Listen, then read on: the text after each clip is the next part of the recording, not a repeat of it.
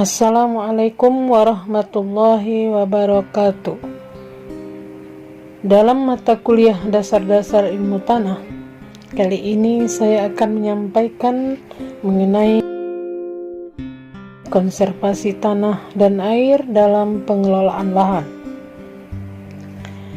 Sebagaimana kita ketahui bahwa konservasi tanah dan air itu merupakan kegiatan yang bertujuan untuk melindungi sumber daya tanah dan air dari kerusakan akibat pengelolaan tanah yang tidak berkelanjutan.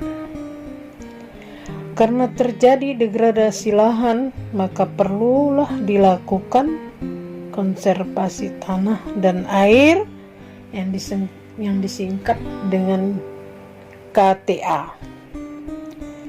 Degradasi lahan dimaksud adalah A. Degradasi tanah, B. Degradasi air, C. Degradasi hutan, D. Degradasi penggembalaan, E. Degradasi biodiversitas. Penyebab degradasi tanah yang pertama, erosi tanah oleh air. Yang kedua, pengolahan tanah intensif. Yang ketiga, penggundulan hutan.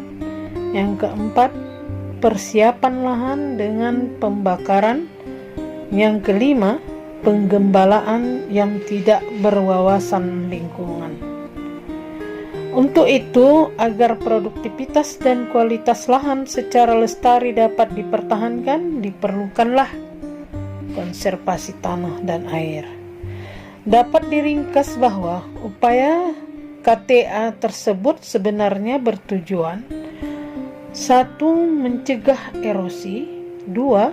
Memperbaiki tanah yang rusak, 3. Memelihara dan meningkatkan produktivitas tanah. Untuk mencapai tujuan KTA tersebut, maka digunakan metode KTA. Yang pertama, metode vegetatif, terdiri dari pergiliran tanaman, penanaman penutup tanah, penanaman dalam strip, tumpang sari, penghijauan, dan reboisasi. Di samping kelebihan metode vegetatif, ada juga kelemahan metode vegetatif, yaitu A. Dapat bersaing dengan tanaman dalam hal unsur hara dan air, B. Sebagai sarang hama penyakit, C. Memerlukan perawatan yang banyak. Kemudian yang kedua dari metode konservasi tanah dan air adalah metode pengelolaan tanah. Pada metode ini merupakan cara memanipulasi tanah untuk mengurangi pengaruh erosi akibat curah hujan dan sekaligus meningkatkan kualitas lahan. Dengan pengelolaan tanah yang berkelanjutan, diharapkan produktivitas lahan meningkat, sekaligus kualitas air dan udara juga dapat dipertahankan. Metode pengelolaan tanah terdiri dari A. Penambahan bahan organik yang sering disebut dengan pupuk hijau, pupuk kandang, mulsa, dan pemakaian sisa-sisa tanaman. B. Olah tanah konservasi. C. Bahan pembenah tanah yang disebut dengan soil conditioner. D. Sistem drainase. Baiklah, mari kita bahas salah satu contoh metode pengelolaan tanah, yaitu pemulsaan. Untuk tujuan KTA, mulsa disebar minimal 30% menutupi permukaan tanah. Berat mulsa 6-8 ton per hektar dan C/N lebih besar dari 30. Contoh mulsa yang sering digunakan jerami padi, batang jagung, dan batang ubi kayu.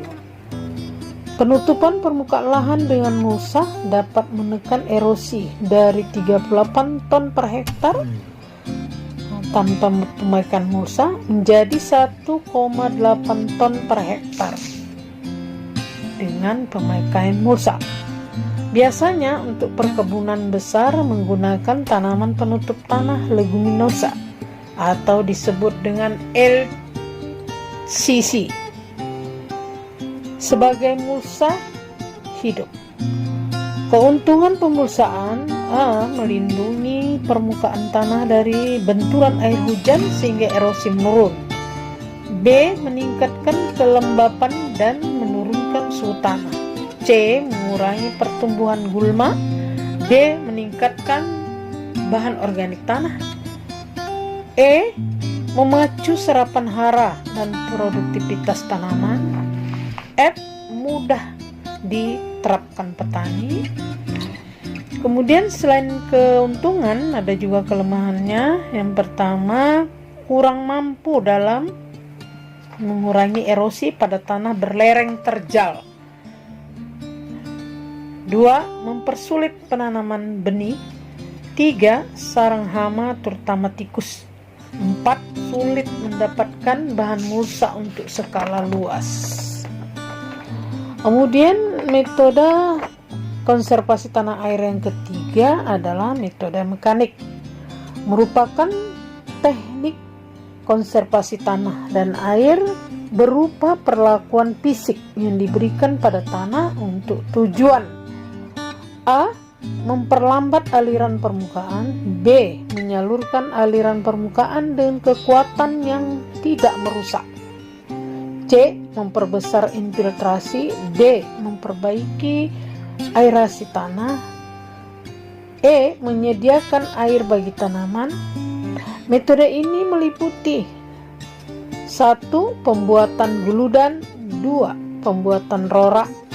3. Pembuatan teras gulut. 4. Pembuatan teras bangku. 5.